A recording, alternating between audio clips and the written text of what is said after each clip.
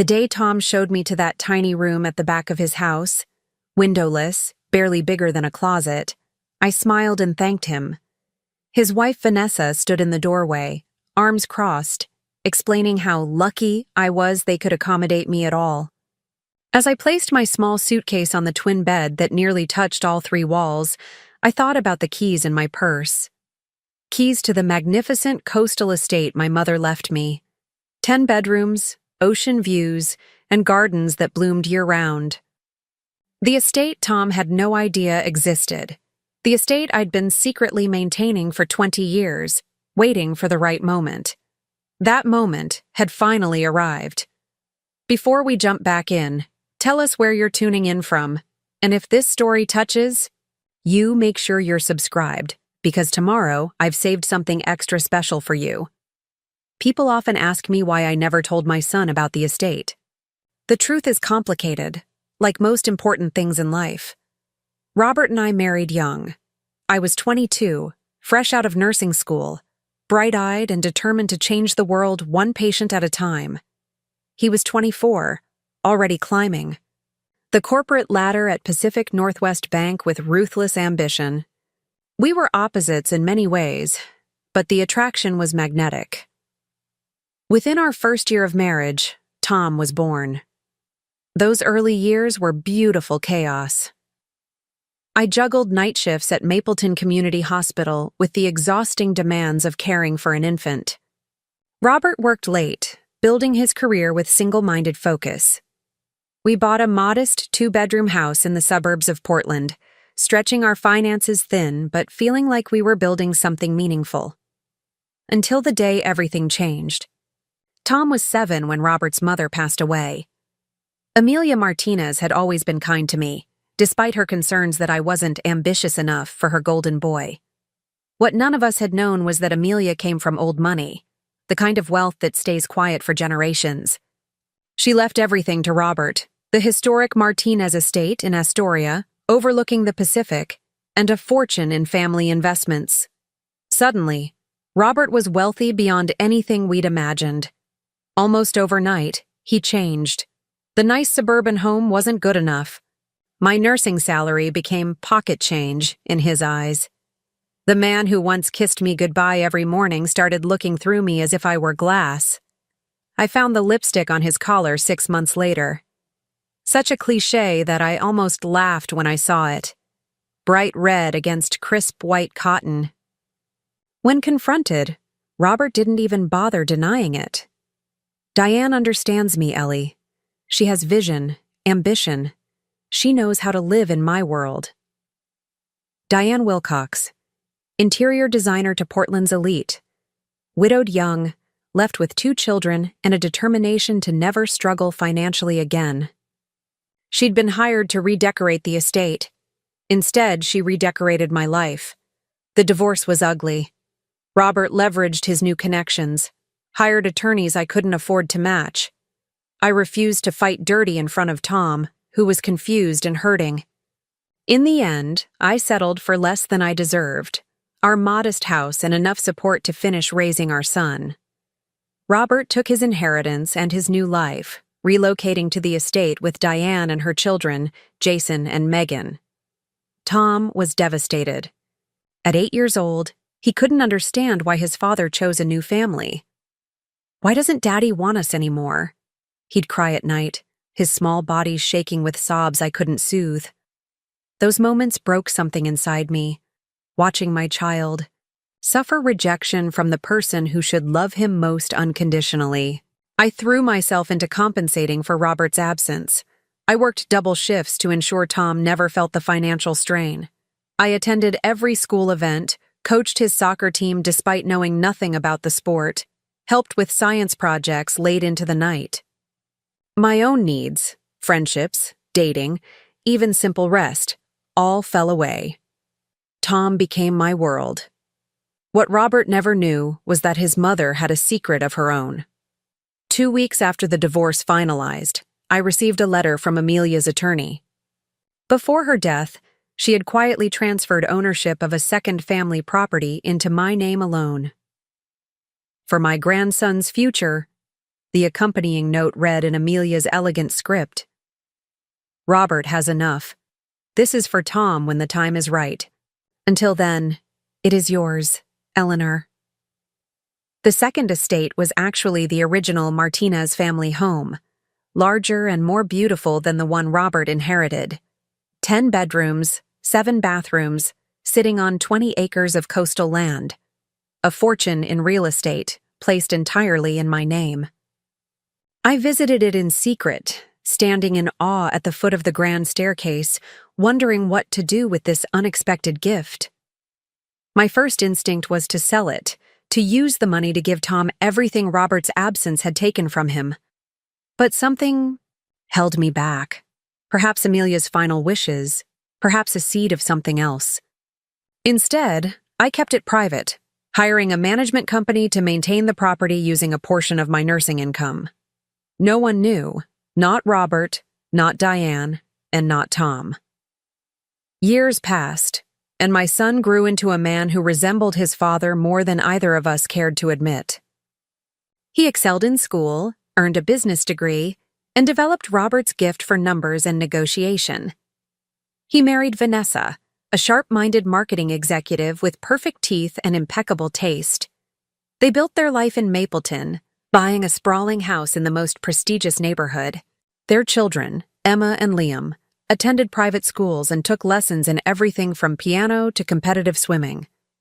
Tom built a successful real estate business, and I felt a complex pride watching him flourish. Yet something troubled me as the years progressed. The warm, sensitive boy who once cried in my arms began to disappear, replaced by a man who measured success in square footage and account balances. His calls became less frequent, our conversations shorter. When we did speak, he'd interrupt. My stories to take business calls, his attention always divided. I retired from nursing at 62, after 35 dedicated years at Mapleton Community Hospital. My colleagues threw a beautiful party, sharing stories of lives we'd saved together, families we'd comforted. Tom was supposed to attend, but canceled last minute. A can't-miss showing for a luxury property? I smiled through my disappointment, as I had so many times before. 3 years into my retirement, disaster struck. An electrical fire gutted my home while I was volunteering at the community center. I lost nearly everything: clothes, furniture, photographs, mementos of Tom's childhood. The insurance would eventually pay out, but rebuilding would take time. I needed somewhere to stay. Tom and Vanessa offered to take me in, and I was touched by their generosity, until I arrived at their home and discovered what taking me in actually meant. "We've prepared a space for you, Mom," Tom said, leading me through the house, past 4 empty guest bedrooms, past the spacious home office Vanessa used for occasional work calls, past the meditation room neither of them ever entered. He stopped at a door near the laundry room. "It's cozy, but it should work for now." The room had been a storage closet. Tom and Vanessa had cleared out their Christmas decorations and exercise equipment, squeezing in a twin bed and a small dresser. There was no window, poor ventilation, and barely enough space to turn around. The walls were still lined with utility shelves. The kids use the bathroom across the hall, but they're good about not monopolizing it in the mornings, Vanessa explained with a tight smile. "We thought you'd appreciate being on the ground floor. No stairs with your knee." My knee was perfectly fine. I'd run a half marathon the previous year. "Dinner's at 6, Tom added, checking his watch. "Vanessa has the children on a strict schedule. We'd appreciate if you could respect our household routines." I nodded, swallowing the lump in my throat. This was my son, the little boy I'd raised alone, the child I'd sacrificed everything for. And this tiny, airless room was all the space he could find for me in his 5,000-square-foot home. For 2 months, I lived in that glorified closet. I cooked elaborate meals that Vanessa criticized for being too carb-heavy. I cared for Emma and Liam after school while Tom and Vanessa worked late, helping with homework and listening to their stories. I did laundry, cleaned bathrooms, and maintained their immaculate garden, tasks that had previously fallen to their housekeeper, whom they let go the week after I moved in. It just makes sense, Tom explained. You're here anyway, and you've always enjoyed keeping busy. I said nothing, remembering the years I'd worked 16-hour shifts before coming home to clean our house and prepare Tom's meals and school lunches. The years I'd gone without new clothes, so he could have the latest sneakers. The birthdays I'd celebrated alone because he was too busy with his new life. The final straw came during a dinner with Robert and Diane. Yes, that Robert and that Diane, the pair who had shattered our family 25 years earlier. Apparently, they had maintained a relationship with Tom throughout the years. My son had hidden their regular meetings from me, knowing how deeply their betrayal had wounded me. Dad and Diane are coming for dinner tonight, Tom announced one morning, as if discussing the weather. They're bringing Jason and Megan, too. I froze, coffee cup suspended halfway to my lips. Your father? Here? Tom sighed with impatience. Yes, Mom. We have dinner with them every few months. They're family. Family. The word cut through me like glass. Robert hadn't paid a single child support payment after Tom turned 16. Preparing and narrating this story took us a lot of time, so if you are enjoying it, subscribe to our channel. It means a lot to us. Now back to the story. He'd missed graduations, birthdays, and Tom's wedding. He hadn't visited once during Tom's hospitalization after a serious car accident in college, but he was family. I'd prefer not to be here, I said quietly. Don't be dramatic, Vanessa interjected from behind her tablet. It's one dinner. You're both adults. Besides, the kids are excited to see everyone together. That evening, I sat at the far end of Tom's dining table, watching as Robert, now silver-haired but still handsome, charmed my grandchildren with stories and gifts. Diane looked immaculate in designer clothes, her surgically enhanced face frozen, in a perpetual expression of pleasant surprise. Jason and Megan, now in their 30s with successful careers Robert had financed, chatted amicably with Tom about vacation properties and investment opportunities. I said little, observing instead. I noticed how Tom laughed too loudly at Robert's jokes, how Vanessa touched Diane's arm when admiring her jewelry, how Emma and Liam competed for Robert's attention, while barely acknowledging my presence. Most of all, I noticed how they had formed a unit that excluded me, the only person who had never left Tom's side. After dessert, as coffee was served, Robert raised his glass. A toast, he announced, eyes crinkling with practiced warmth. To family. To success. And to new beginnings. Everyone clinked glasses. Diane smiled directly at me for the first time that evening. Eleanor, she said, her voice smooth as silk. Robert and I were just saying how fortunate you are to have Tom and Vanessa taking care of you. Not everyone is so lucky in their old age. Old age. I was 65, 3 years younger than Diane herself. Actually, Robert added, setting down his wineglass, we've been discussing that very topic. Tom mentioned you're struggling with the stairs and maintenance at your old place, even before the fire. I shot a confused look at Tom. I had never complained about stairs or maintenance. My son avoided my eyes. We know a wonderful assisted living community, Diane continued. Very exclusive, excellent care. Robert and I would be happy to help with the arrangements and costs, as a gift, of course. The table fell silent. I looked around at their faces, expectant, already decided. They have a room available next month, Tom said finally. We thought, with the house gone, it might be easier than rebuilding. You wouldn't have to worry about anything. They had planned this. Without consulting me, without considering my wishes, they had decided to tuck me away in a facility where I wouldn't inconvenience their perfect lives. The son I had given everything for was ready to discard me like outdated furniture. Something shifted inside me then. A lifetime of accommodation and sacrifice hardened into resolve. That's so thoughtful, I replied, my voice steady. But I've actually been considering my options. Mom, we've really researched this place, Tom insisted. It's the best in the area. I smiled. I'm sure it is, but I think I'll be comfortable at my estate in Astoria. Tom frowned. Your what? My estate, I repeated. The original Martinez family home. 10 bedrooms, oceanfront property. Your grandmother left it to me when she died. The silence that followed was absolute.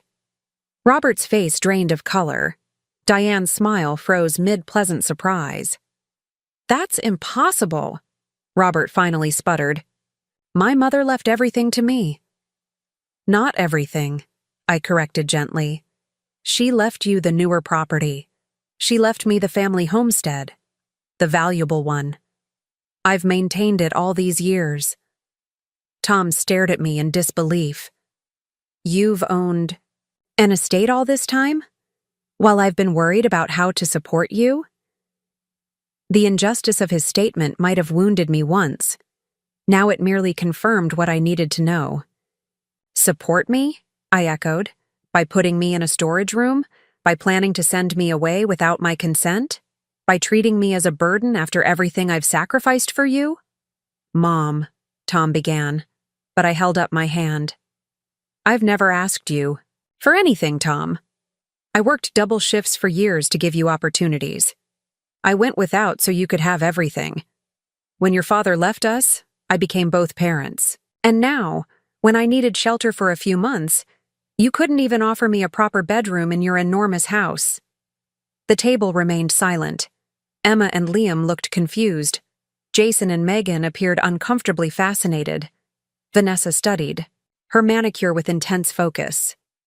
I'll be leaving tomorrow, I announced, folding my napkin precisely. Thank you for your hospitality, such as it was. And Robert, your mother would be disappointed in how easily you discarded your family for status. She always saw through you, even when I couldn't. I stood and walked out of the dining room, leaving behind the wreckage of their assumptions. In my tiny room, I packed my few belongings with steady hands. For the first time in decades, I felt truly free. The coast was calling me home. Not to the home I'd made for others, but to the one that had been waiting for me all along. I left Tom's house the next morning before anyone else was awake. The soft gray light of dawn was just breaking over Mapleton as I wheeled my suitcase down the silent driveway. For a moment, I paused at the edge of the property and looked back at the imposing structure. I had spent 2 months in that house feeling smaller by the day, shrinking to fit into the narrow space my son had allocated for me. Now, standing outside with nothing but a suitcase and the keys to my future, I felt myself expanding, growing, back into my full height. I had called a taxi service the night before. The driver, a kind-faced woman in her 50s, raised her eyebrows when I gave her the address in Astoria, nearly 2 hours away. Long trip, she commented as we pulled away from the curb. Special occasion? You could say that, I replied, watching Tom's house disappear behind us. I'm going home for the first time. The drive along the coast was beautiful. As the city fell away behind us, replaced by towering evergreens and glimpses of the Pacific, I felt decades of tension melting from my shoulders. I hadn't realized how tightly I'd been holding myself together until I finally allowed myself to relax. We arrived in Astoria just before 9. When the driver turned through the ornate iron gates of the Martinez estate, she whistled low under bow. Her breath. You sure this is the right address, ma'am? I smiled. Quite sure. The driveway curved gracefully through manicured gardens before revealing the house itself. A grand Victorian mansion with sweeping verandas and intricate woodwork, gleaming white against the backdrop of ocean and sky. Perched on a bluff overlooking the Pacific, it commanded views that stretched for miles in every direction. Jonas, the property manager I'd hired years ago, was waiting on the front steps. A tall man in his 70s with a weathered face and kind eyes, he'd been caring for the estate since Amelia's time. He helped with my suitcase and gave me a warm, surprised smile. "Didn't expect to see you in person, Mrs. Martinez. You usually just call for the quarterly reports." "Things have changed, Jonas. I'll be living here now." If he was surprised, he didn't show it. He simply nodded and led me inside, walking me through rooms I had only visited briefly over the years. The grand entryway with its soaring ceiling and crystal chandelier. The formal dining room that could seat 20. The library with floor-to-ceiling bookshelves filled with first editions. The sunroom overlooking the rose garden. Each bedroom, more beautiful than the last, decorated in period-appropriate furnishings that Amelia had collected throughout her lifetime. "Everything has been maintained exactly as you instructed," Jonas explained as we toured the upper floors. "The cleaning service comes twice weekly. Gardens are tended daily. All systems were updated 5 years ago, as you approved." I ran my hand along a polished banister, marveling at the quality of the woodwork. This magnificent place had been mine for 25 years, yet I had never truly claimed it. I had been too busy surviving, too focused on supporting Tom, too afraid of what embracing this inheritance might change in me. "The master suite is this way," Jonas said, opening a set of double doors at the end of the hall. The bedroom was breathtaking, spacious and bright, with tall windows framing the ocean view. A 4-poster bed dominated one wall, draped in luxurious linens. A sitting area with a small fireplace occupied another corner. The ensuite bathroom featured a clawfoot tub positioned to enjoy the same stunning vista. "Will this be suitable, Mrs. Martinez?" Jonas asked, a hint of amusement in his voice as he took in my odd expression. "It's perfect," I whispered. After 2 months in a converted storage room, this felt like a dream. After Jonas left, promising to return the next day to address any concerns, I stood alone in the grand house that was suddenly, truly mine. The silence wrapped around me, not the stifling quiet of trying not to disturb Tom and Vanessa's household routines, but a peaceful stillness that invited contemplation. I unpacked my meager belongings, my few salvaged clothes looking lost in the massive walk-in closet. Then I did something I hadn't done in decades. I took a long, leisurely bath in the middle of the day, soaking in the tub while watching seagulls wheel over the ocean. No schedule to keep. No one's needs to attend to but my own. That evening, I sat on the veranda with a glass of wine, watching the sunset paint the sky in shades of pink and gold. My phone had been buzzing throughout the day.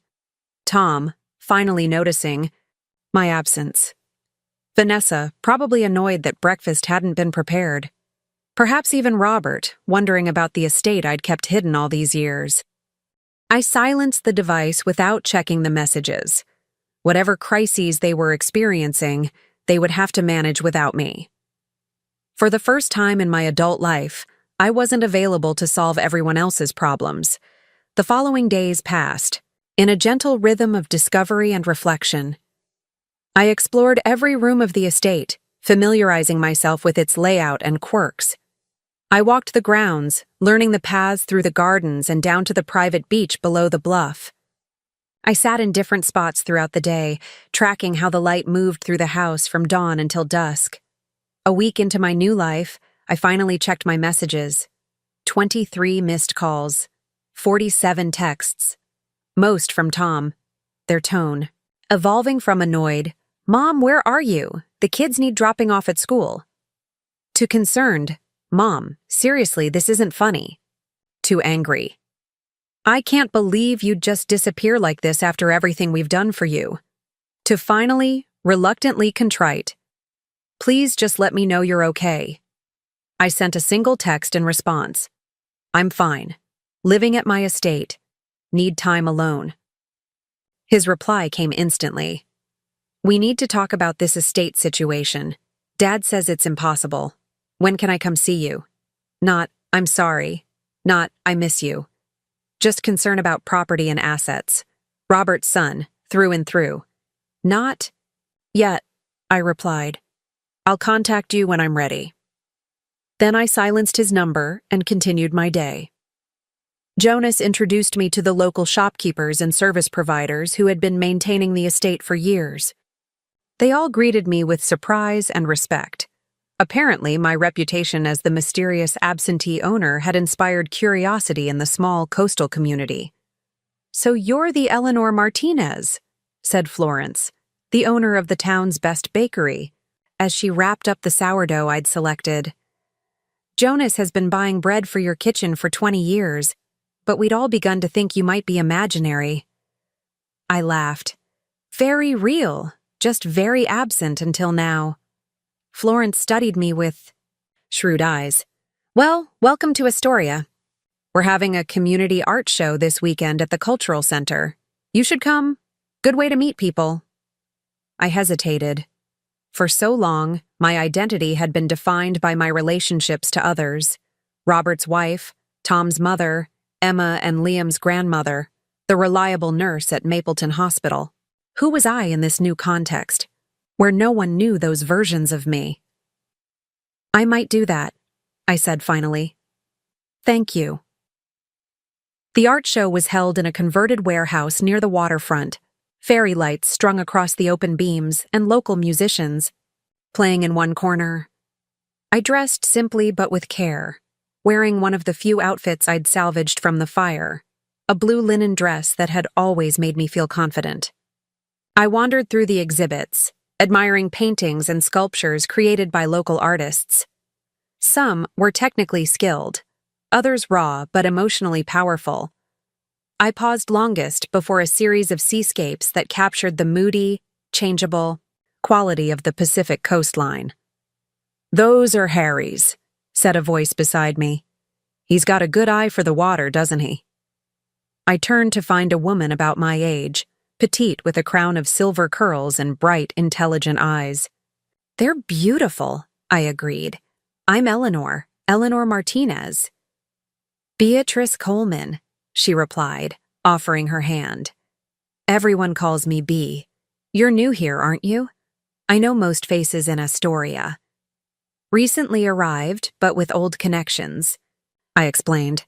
"I've owned property here for years, but just moved in permanently." Bea's eyebrows rose. "Not the old Martinez place on the bluff? The white Victorian?" I nodded.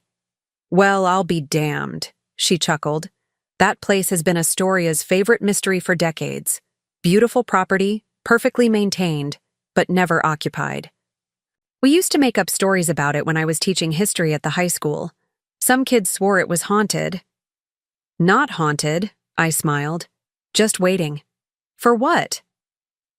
The question caught me off guard with its simplicity and depth. What?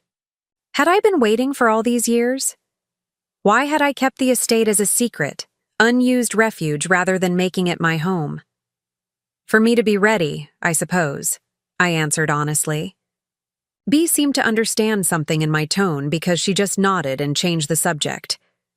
"Have you met Harry yet? The artist who did these seascapes? He's around here somewhere. Tall fellow, salt and pepper beard, probably wearing something, with paint on it despite his best efforts to clean up."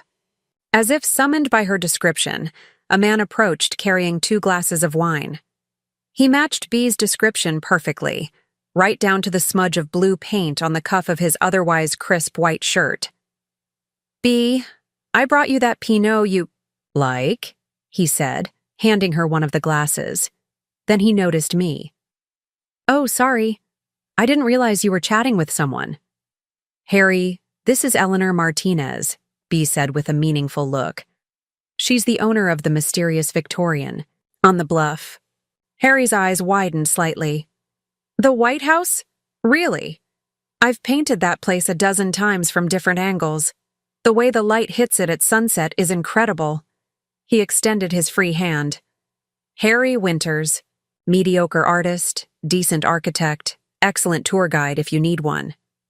His handshake was warm and firm, his smile genuine. Up close, I could see laugh lines around his eyes and a comfortable ease in his posture that spoke of someone at peace with himself. "Your work is hardly mediocre," I replied, gesturing to the seascapes. You've captured something essential about this coastline. We fell into easy conversation, the three of us. B, I learned, had taught high school history for 30 years before retiring to write historical fiction about the Oregon coast. Harry had been an architect in Seattle until his wife died of cancer 5 years earlier, after which he'd moved to Astoria to pursue his painting seriously. "What about you, Eleanor?" Harry asked as we wandered through the exhibit together. "What brought you to actually move into your mystery house after all this time?" "A house fire," I said, "and a storage room." They both looked puzzled, so I found myself sharing the condensed version of recent events. The fire that destroyed my home, my son's generosity in offering me a converted closet, the dinner party ambush that had finally pushed me to claim my inheritance. "Your own son tried to put you in assisted living against your will?" B's outrage was comforting in its immediacy. "While you owned a 10-bedroom estate? That's outrageous." "He didn't know about the estate," I clarified. "I kept it secret all these years." "Why?" Harry asked, no judgment in his tone, just gentle curiosity. Again, the simple question cut to the heart of complicated truths I'd never fully articulated, even to myself.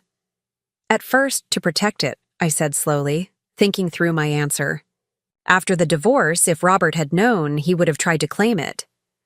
Then, I think I held on to it as insurance, a backup plan, something that was mine alone that couldn't be taken away." I paused, digging deeper. "And maybe, as the years passed, it became a symbol of a different life I might have lived, one where I put myself first occasionally." Harry nodded thoughtfully. "And now you're finally living that different life." "Trying to," I agreed. "I'm not sure I even know how anymore." "Well," B said, linking her arm through mine like we were old friends instead of new acquaintances, "you've come to the right place to figure it out, and you've met the right people to help." That night marked the beginning of real friendships, the first I'd cultivated in decades that weren't connected to my roles as nurse, mother, or grandmother. B was wickedly funny, fiercely loyal, and refreshingly direct. Harry was thoughtful, creative, and possessed a quiet strength that complemented his gentle demeanor. Together, they drew me into the Astoria community with natural ease. Over the following weeks, I began establishing routines that served me rather than others. I joined a morning beach walking group where I met Gloria, a retired postal worker with an encyclopedic knowledge of local gossip and a surprisingly philosophical outlook on life. I signed up for watercolor classes at the community center, discovering a latent talent I'd never had time to explore. I volunteered at the local maritime museum, where my organizational skills were appreciated without being exploited. Jonas continued managing the estate, but I gradually took more interest in its operation. I learned about the heritage roses in the garden, helped plan seasonal maintenance, and began selecting small updates to make the house more distinctly mine. I replaced heavy drapes with lighter fabrics that allowed more natural light. I converted one of the spare bedrooms into a painting studio. I filled vases with fresh flowers from the garden and placed them throughout the house. 2 months after my departure from Tom's house, Robert appeared at my gates. I was in the garden cutting hydrangeas when Jonas approached, looking uncomfortable. "Mrs. Martinez, your ex-husband is at the gate. I've told him you're not receiving visitors, but he's insistent." My stomach tightened, but I refused to let old anxieties reclaim me. "Thank you, Jonas. I'll handle it." I took my time finishing with the flowers, arranging them carefully in my basket before making my way to the front of the property. Robert's luxury sedan was idling outside the gates, and I could see him pacing alongside it, phone pressed to his ear. When he spotted me approaching, he ended his call abruptly. Even at a distance, I could see the tension in his posture, the familiar signs of barely contained anger. I stopped on my side of the gate, making no move to open it. "Robert," I acknowledged coolly. This is unexpected. Eleanor, he replied, his voice tight with forced politeness. You've been ignoring my calls. Yes. My simple agreement seemed to throw him. Robert had always relied on my willingness to engage, to explain, to justify. My calm refusal to do so now visibly unsettled him. This situation is ridiculous, he continued after an awkward pause. We need to discuss this property. There's nothing to discuss. The estate belongs to me. Your mother left it to me legally and explicitly. The documentation is impeccable. My mother would never have... But she did, I interrupted. Amelia saw how you operated even before you left us for Diane. She wanted to ensure Tom would be provided for regardless of your choices. She entrusted that responsibility to me. Then the property should go to Tom, Robert argued, his face flushing. That was clearly her intention. I smiled slightly. Amelia specified that the property was mine to use and dispose of as I saw fit. She trusted my judgment regarding when or if Tom might inherit. This is absurd. You've been hiding millions in assets while collecting alimony. I never asked for alimony after the initial settlement, I reminded him. I supported Tom on my nursing salary, and I've maintained this property with my own money. You have no claim here, Robert, nor does Tom at present. Robert's facade of calm cracked. You know I could challenge this in court. You could try, I agreed. But Amelia's attorney was very thorough, and your mother understood you better than you think. The trust documentation explicitly anticipated and protected against precisely that scenario. For a moment, I saw uncertainty flicker across his face. Then his expression hardened. Does it make you happy, being vindictive after all these years, punishing Tom for my choices? The accusation might once have wounded me, triggered my instinct to soothe and accommodate. Now I merely raised an eyebrow. I'm not punishing anyone. Robert, I'm finally living my own life instead of orbiting around others. If that inconveniences you or challenges your assumptions, that's not my concern. Tom is distraught, he tried, changing tactics. He feels betrayed. Interesting, I replied. That's exactly how I felt when he offered me a storage room. While planning to ship me off to assisted living against my wishes, Robert had the grace to look uncomfortable. That was Vanessa's idea. You know how she is. And Tom agreed. He's a grown man responsible for his own choices, just as I am now responsible for mine. I turned to leave, finished with the conversation, but Robert called after me. Eleanor, wait. What do you want? There must be something. Money? An apology? What would it take to resolve this reasonably? I paused, considering his question seriously. What did I want? The answer emerged with surprising clarity. Time, I said, looking back at him. I want time to live on my terms without demands, or expectations from you or Tom. I've spent my entire adult life accommodating others' needs.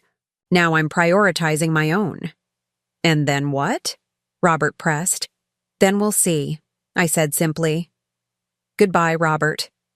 I walked back toward the house, leaving him standing at the gates.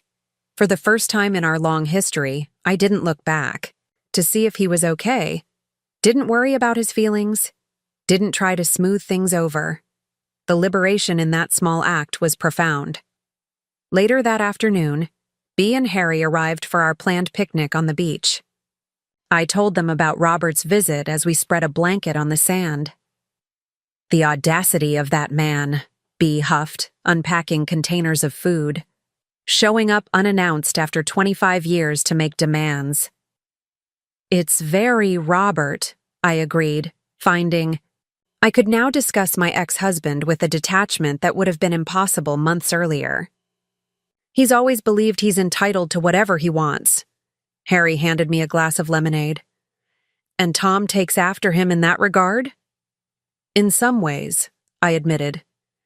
But there's more to Tom than that. Somewhere under the ambition and materialism, is the sensitive boy who used to bring me wildflower bouquets and draw elaborate get-well cards for my patients. I sighed, looking out at the ocean. I just don't know if that part of him still exists, or if it's been entirely overshadowed. People can surprise you, Harry said thoughtfully. Sometimes circumstances strip away the accumulated layers of who we think we're supposed to be, revealing who we actually are underneath. Is that what happened to you after your wife died? I asked gently. He nodded. Catherine and I built a good life together. Successful careers, beautiful home, busy social calendar. Then she got sick, and suddenly none of that mattered. During those final months, I realized how much of my identity was wrapped up in external markers of success. After she was gone, I had to figure out who I was without those things. He gestured toward the horizon. Turns out I'm just a guy who likes to paint the ocean and build furniture with his hands. I understood exactly what he meant. All these years, I'd defined myself by my relationships and responsibilities. Eleanor the nurse, Eleanor the mother, Eleanor the ex-wife, Eleanor the grandmother. Who was I when those roles were no longer central? I'm still figuring out who I am beyond those relationships, I confessed. B patted my hand. That's the exciting part, Eleanor. You get to decide. At our age, with no one to answer to, the possibilities are wonderfully liberating. That evening, after my friends had gone, I walked alone on the beach as the sun set. The tide was coming in, waves curling and crashing against the shore in rhythmic succession. I thought about Harry's words regarding who we are beneath our accumulated identities. Who was I really? What did I want from this unexpected chapter of life? The answers didn't come all at once, but I felt the first stirrings of possibility. Perhaps I was an artist who had never had time to create. Perhaps I was an adventurer who had never gone adventuring. Perhaps I was a woman with passions and talents and desires that had been submerged beneath decades of self-sacrifice. I couldn't yet see the full picture of this emerging self, but for the first time I was eager to discover it. And I had all the time in the world to do so. That night, I switched my phone back on and found a text from Tom. Mom, we need to talk. This can't go on like this. I considered ignoring it, as I had his other messages. But something had shifted in me during my conversation with Robert. I no longer felt the need to hide or avoid. I was standing firmly in my truth now. You're right, I replied. But I'm not ready yet. I'll contact you when I am. Please respect that. His response came quickly. Fine, but know that Dad is talking about legal action. He won't succeed, I wrote back. Your grandmother made sure of that. And Tom? I hope someday you'll understand that this isn't about punishing you. It's about finally valuing myself. I sent the message and put the phone away, not waiting for his reply. Then I climbed the stairs to my beautiful bedroom, with its view of the moonlight on the water, and slept more peacefully than I had in years. 4 months into my new life in Astoria, I awoke to the sound of waves crashing against the cliffs, below my bedroom window. The morning light spilled across the antique quilt as I stretched contentedly, still marveling at how quickly this grand old house had become my true home. I had developed a morning ritual. Coffee on the veranda, watching. Fishing boats head out to sea, then a walk along my private stretch of beach before the day properly began. Today, though, my peaceful routine was interrupted by an unexpected call from Gloria Chen. Despite my initial reluctance to get entangled in local gossip, Gloria had become an unlikely friend, her straightforward manner and vast knowledge of Astoria proving invaluable as I settled in. Eleanor, she said without preamble when I answered, you might want to turn on Channel 8 News. There's something about Mapleton Real Estate Group you should see. I thanked her and hung up, puzzled but curious. I rarely watch television, preferring books or painting or the ever-changing ocean to electronic entertainment. The television in the library, a discreet flat screen that didn't disrupt the room's old-world charm, took a moment to locate and power on. The news anchor's voice filled the room mid-sentence. Largest fraud investigation in county history. Mapleton Real Estate Group's founders, Thomas Martinez and Nathan Campbell, are facing multiple charges, including wire fraud, tax evasion, and embezzlement from client escrow accounts. According to court documents filed yesterday, the alleged scheme spans at least 3 years and involves millions in misappropriated funds. My hand flew to my mouth as Tom's professional headshot appeared on screen next to his business partners. The anchor continued. Sources close to the investigation suggest that clients' earnest money deposits were routinely diverted to cover operating expenses and fund the partners' lavish lifestyles. The district attorney's office has frozen all company and personal assets while the investigation continues. I sank into the nearest chair, my mind racing. Tom was in serious trouble, legal, financial, and likely personal as well. Whatever mistakes he had made in our relationship, he was still my son.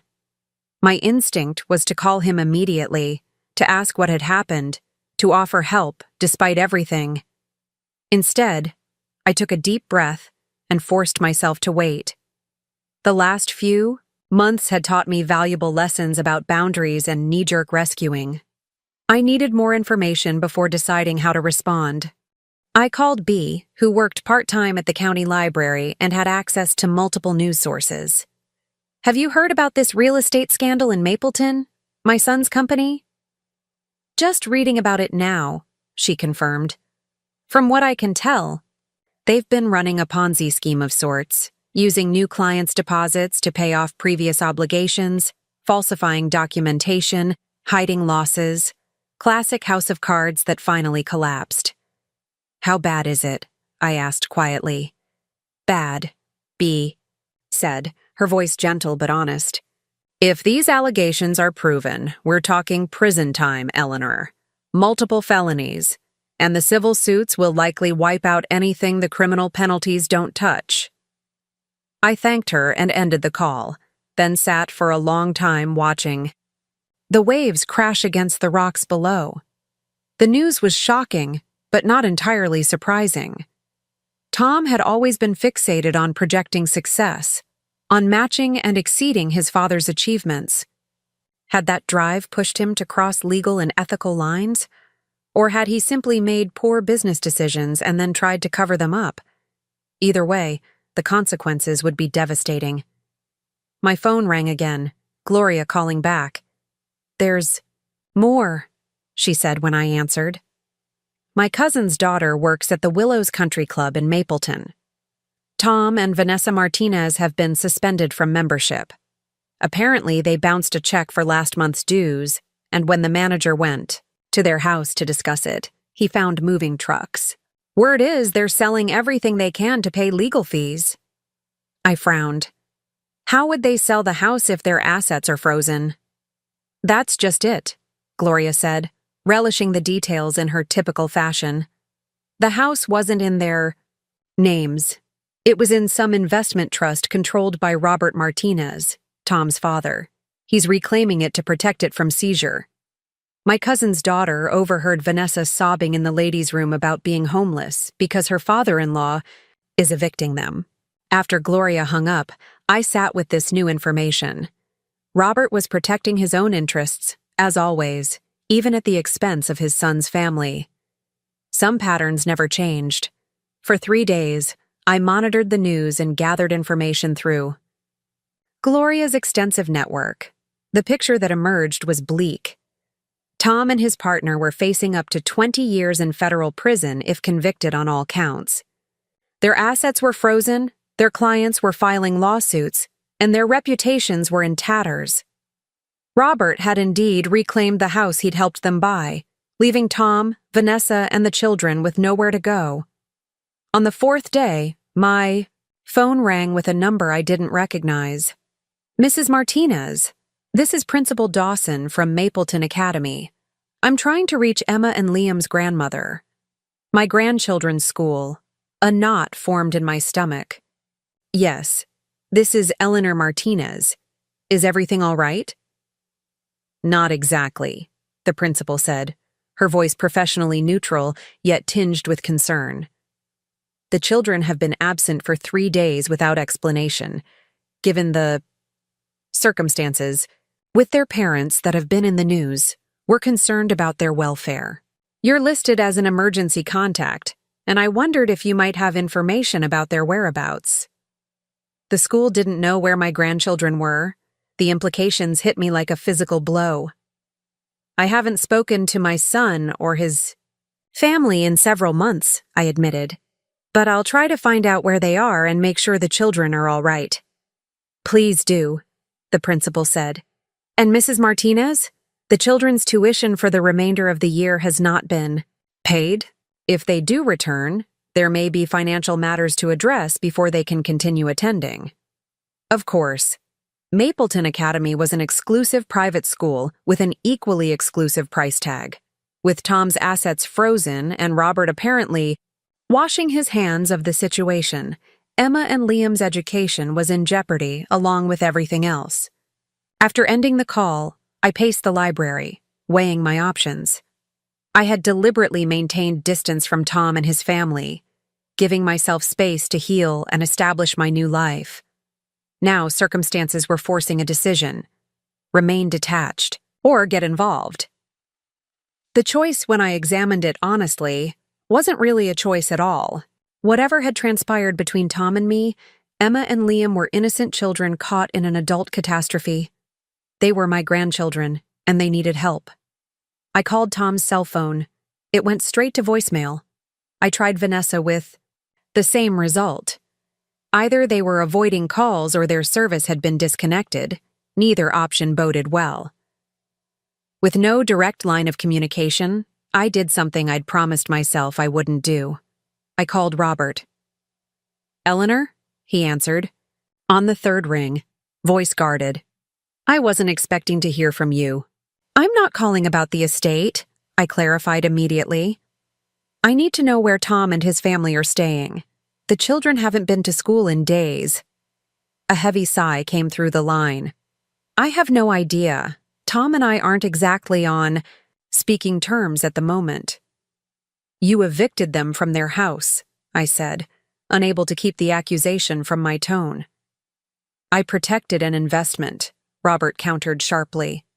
"The house was purchased through my family trust. I merely reclaimed it before the government could seize it. What Tom does now is his problem." "They're your grandchildren too," I reminded him, though I knew it was futile. Robert had always maintained careful distance from emotional entanglements. That didn't serve his interests. "Perhaps you should have considered their welfare before disappearing to your secret estate," he replied coldly.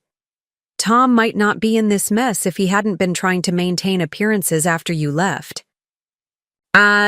The attempt to shift blame was so typical of Robert that it almost made me laugh. "My living arrangements didn't cause Tom to commit fraud," I said evenly.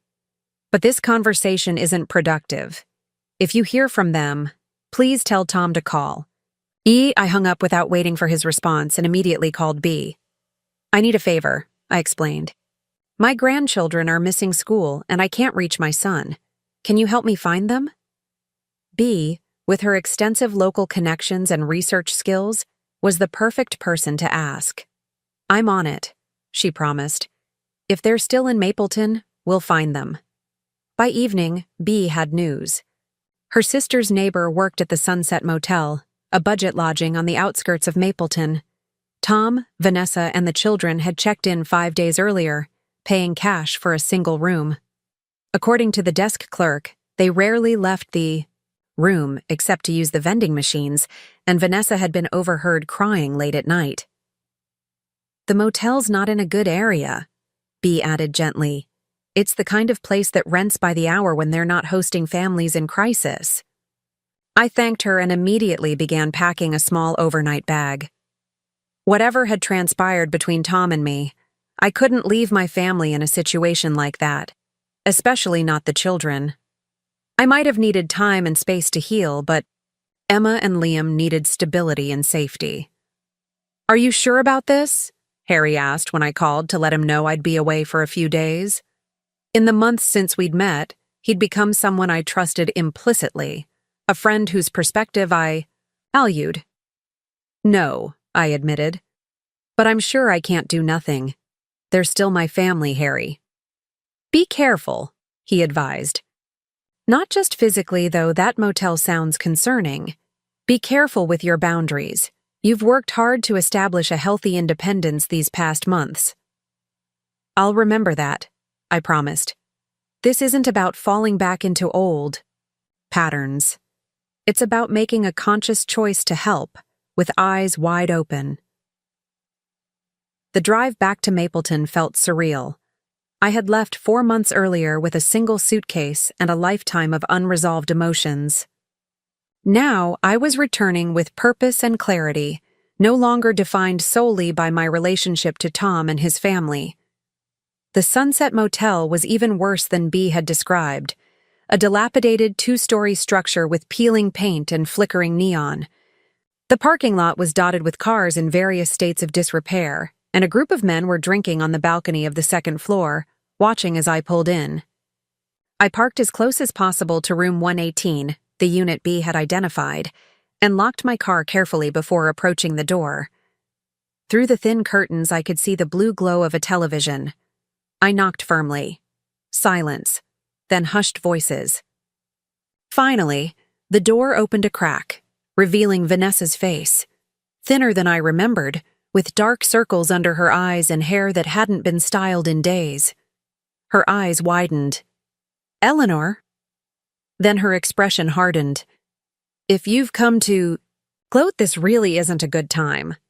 I haven't come to gloat, I said quietly. I came because Emma and Liam haven't been to school, and I was worried. Before Vanessa could respond, a small figure pushed past her and flung arms around my waist. Grandma!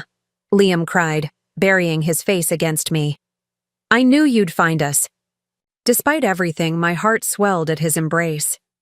I hugged him tightly, noting how thin he felt beneath his rumpled t-shirt. Can we please have this conversation inside? I asked Vanessa, glancing meaningfully at the men watching from the balcony.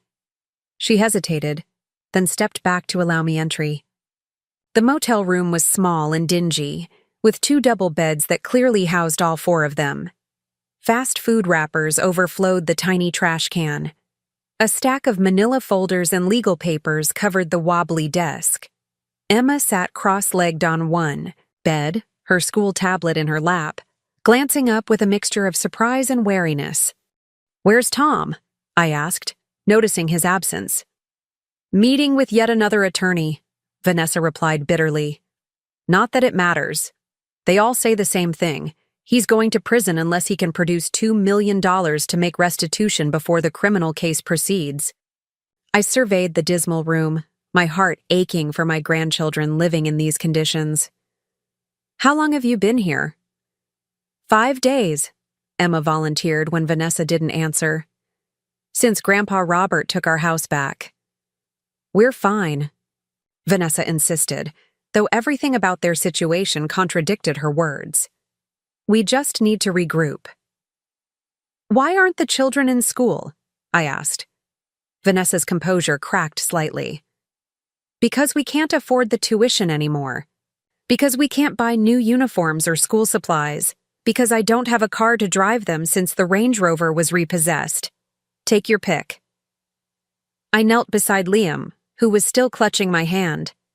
Are you hungry, sweetheart? When's the last time you had a proper meal? We had McDonald's yesterday, he said, then added in a whisper, but I'm really hungry now.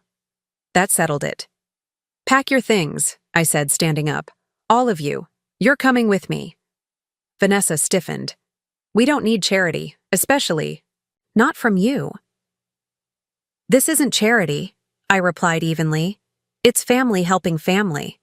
The children need stability, proper meals, and to be back in school. You need a safe place to figure out next steps. So we can come stay in your little apartment? Vanessa asked sarcastically. 4 of us crammed into your spare bedroom? No, I said. You'll come to my estate in Astoria. 10 bedrooms, remember? Plenty of space for everyone to have privacy while you sort things out. Vanessa's expression cycled through disbelief, suspicion, and finally, desperate hope. Why? Would you help us after how we treated you? It was a fair question, one I had asked myself during the drive. Because holding grudges hurts everyone involved, I said simply. And because Emma and Liam deserve better than this. Mom will never agree, Emma said, speaking up from her position on the bed. She and Dad say you betrayed them by hiding your money all these years. I didn't hide money, I corrected gently. I owned property that was left to me. There's a difference. Your father will be back soon, Vanessa said, clearly torn. We should wait and ask him. Call him, I suggested. Tell him where you'll be. He can join you when he's ready. I turned to the children. In the meantime, let's get you two packed up and find some dinner on the way. How does that sound? Really good, Liam said emphatically. Can we have pizza? For the first time, I saw Vanessa's mask of stubborn pride crack completely. She watched her son's excited response to the simple offer of a decent meal, and tears filled her eyes. Okay, she whispered, nodding almost imperceptibly. We'll come. At least until we figure something else out. 2 hours later, I led a subdued procession through the gates of the Martinez estate. Vanessa, Emma, and Liam had been largely silent during the drive, overwhelmed by their rapid change in circumstances and perhaps by the physical evidence of my betrayal, though I still rejected that characterization. Jonas met us at the door, his face carefully neutral as I introduced my daughter-in-law and grandchildren. I had called ahead to ask him to prepare rooms and a late dinner. Welcome to Shell Cliff House, he said formally, using the estate's proper name. I've prepared the East Wing bedrooms with adjoining baths for the young lady and gentleman, and the blue suite for Mrs. Martinez. Dinner will be served in the small dining room whenever you're ready. Emma and Liam stood in the grand entryway, gaping at the crystal chandelier, the sweeping staircase, the priceless artwork. Even Vanessa seemed momentarily speechless, taking in the undeniable beauty and grandeur of the home. This has been yours. All along? She finally managed, her voice faint. All those years you lived in that tiny house in Mapleton?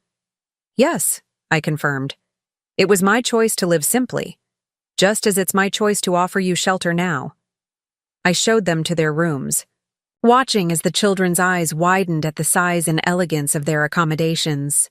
Each bedroom was 3 times the size of the motel room they'd been sharing, with large windows overlooking the gardens and ocean beyond. My own bathroom? Liam marveled, poking his head into the adjoining space. And is that a TV? In my bedroom? The previous owner enjoyed her modern comforts despite the house's historic character, I explained. Feel free to use anything you like. We gathered in the small dining room, still grand by normal standards, but more intimate than the formal dining hall.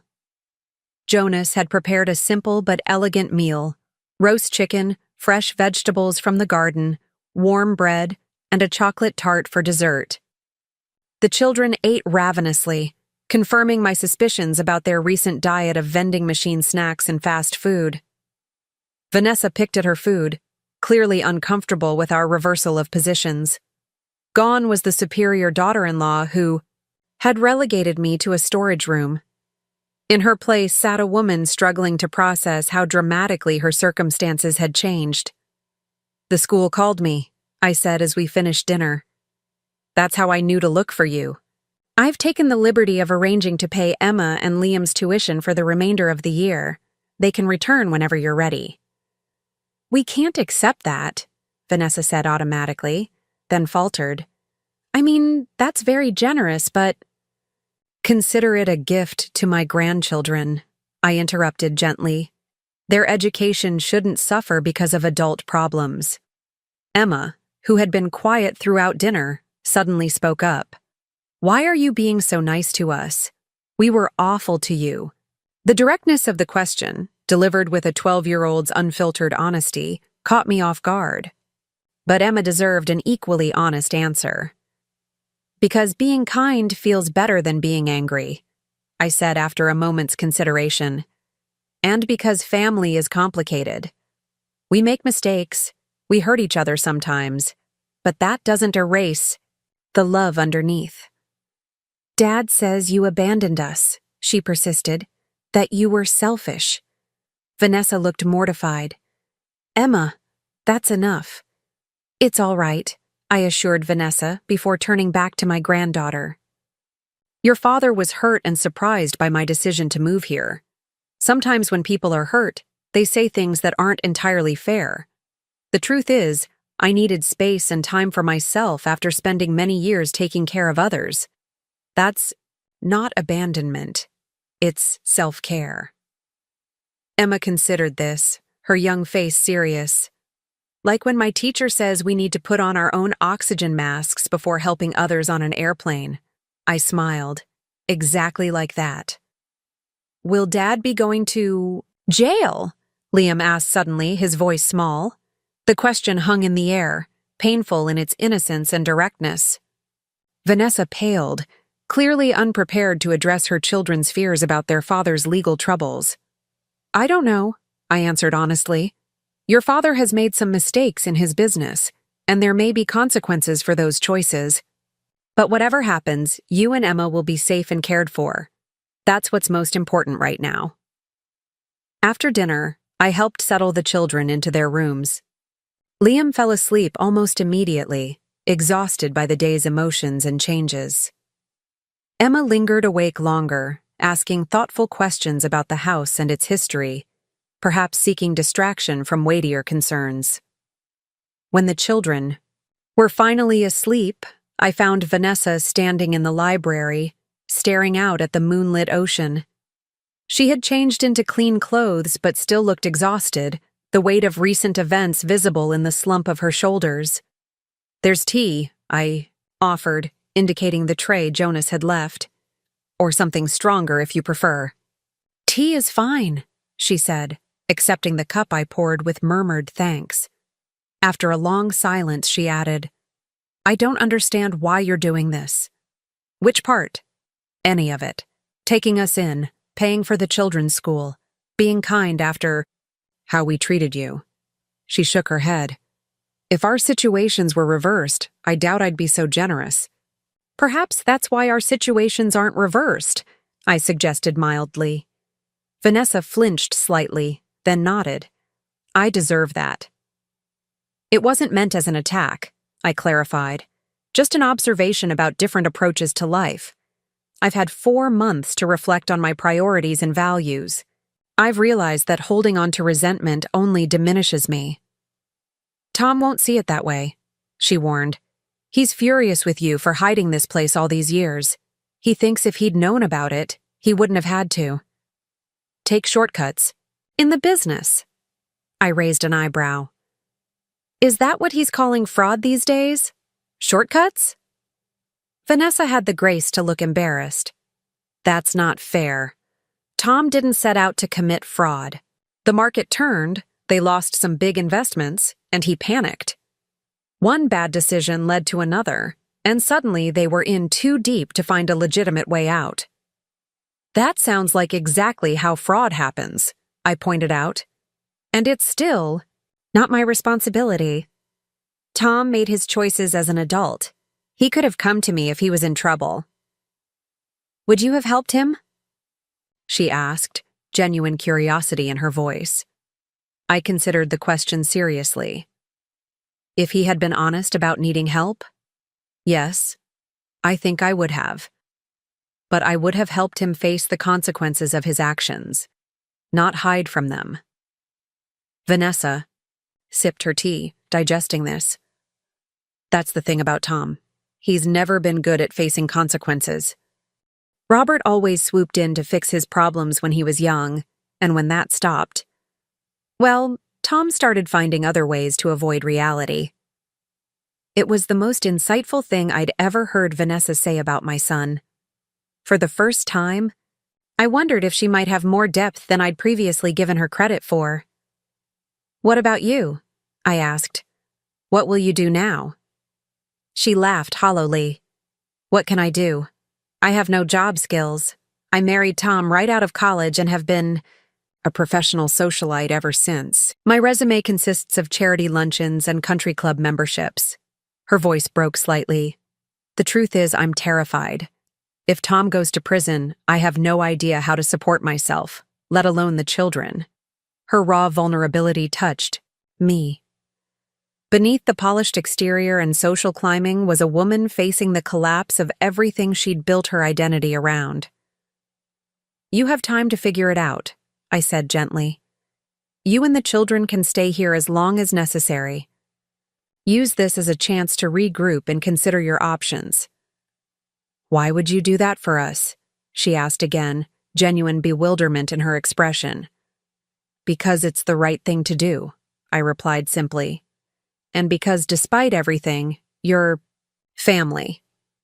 We sat in companionable silence after that, watching the moonlight on the waves. Whatever came next would be complicated. Tom's legal troubles, the children's adjustment, Vanessa's uncertain future. But for this moment, at least, there was peace in acknowledging hard truths and offering compassion without conditions. Tom arrived the following afternoon. I was in the garden with Emma and Liam, showing them how to identify different varieties of roses, when Jonas appeared with news of his arrival. The children raced inside immediately, eager to see their father. I followed more slowly, steeling myself for what would inevitably be a difficult conversation. I found Tom in the grand entryway, staring up at the magnificent staircase with an expression I couldn't quite read, somewhere between awe and bitter resentment. He had lost weight since I'd last seen him, and his normally impeccable appearance showed signs of strain. His expensive watch was missing, his shirt slightly rumpled. "Hello, Tom," I said quietly. He turned, his eyes hard. "Mother. Nice place you've been hiding all these years." "I wasn't hiding it," I corrected. "I owned it. There's a difference." "A difference that might have saved me from financial ruin if you'd bothered to mention it," he snapped. "Your financial problems aren't the result of my property decisions," I replied evenly. "They're the result of your own choices." Before he could respond, Emma and Liam burst into the room, throwing themselves at their father with cries of excitement. His demeanor softened immediately as he knelt to embrace them, the genuine love in his expression momentarily eclipsing his anger toward me. "Hey, you two," he said, his voice gentler than I'd heard it in years. "Have you been behaving for your grandmother?" "Grandma showed us the beach," Liam exclaimed. "And there's a lighthouse we can see from my bedroom window. And Jonas made chocolate chip pancakes for breakfast." "It's amazing here, Dad," Emma added. "It's like living in a castle. Why didn't Grandma ever tell us about this place?" Tom's jaw tightened, but he managed a strained smile. "That's a grown-up question. For another time. Why don't you two go find your mother while I talk to Grandma?" When the children had left, Tom turned back to me, crossing his arms defensively. "I assume you've heard about my situation?" "Yes," I acknowledged. "It sounds serious." He barked, a humorless laugh. "Serious? I'm facing 20 years in federal prison unless I can come up with $2 million for restitution. My business is destroyed, my reputation is ruined, and my father, your ex-husband, has reclaimed our house. Right out from under us. Serious doesn't begin to cover it." "I'm sorry you're going through this," I said sincerely, "but I'm glad you're here now. We can figure out next steps together." "Next steps?" he repeated incredulously. "Do you think offering us rooms in your secret mansion somehow fixes everything? Do you have any idea what it feels like to realize your own mother has been sitting on a fortune while watching you struggle?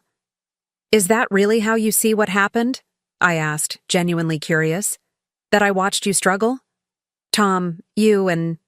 Vanessa lived in a 5,000-square-foot house in Mapleton's most exclusive neighborhood. You belonged to the country club, You had luxury cars and private schools and vacations in Europe. What exactly were you struggling with? He flushed. Appearances can be deceiving. We were leveraged to the hilt trying to maintain that lifestyle. A lifestyle you chose, I pointed out. No one forced you to live beyond your means. That's easy for you to say from your oceanfront estate, he shot back bitterly. I sighed. We were getting nowhere, and recriminations wouldn't help the current situation. Why don't we pause this discussion until you've had a chance to settle in and rest? You look exhausted. For a moment, I thought he would refuse, but then his shoulders sagged slightly. Fine, just show me where we're staying. As I led him upstairs to the suite adjoining Vanessa's, I reflected on the painful irony of our role reversal. 4 months ago, he had shown me to a converted storage closet in his home. Now I was escorting him to a luxurious suite in mine. The difference wasn't just in the accommodations, but in the spirit behind the offering. I wasn't seeking to diminish or control him, only to provide shelter during a crisis. I could only hope that, with time, Tom might recognize the difference, too. The following week brought a strange new rhythm to Shell Cliff House. After arranging for Emma and Liam to return to school, I hired a private driver to transport them the hour and a half each way. They complained about the early morning departure at first, but quickly settled into the routine when they realized they could complete homework during the commute, leaving afternoons free for exploring the beach and gardens. Vanessa spent most of her time on the veranda, alternating between staring at the ocean and making anxious phone calls to friends who had abruptly distanced themselves since Tom's legal troubles became public. I often brought her tea or coffee, sitting quietly nearby without forcing conversation. Gradually, her defensive posture softened, replaced by a tentative appreciation for these small kindnesses. Tom was the most difficult. He left early each morning to meet with lawyers in Portland, returning late in a cloud of frustrated exhaustion. He barely spoke at dinner, responding to his children's chatter with distracted nods while avoiding my gaze entirely. The few times I attempted direct conversation, he answered in clipped monosyllables before excusing himself.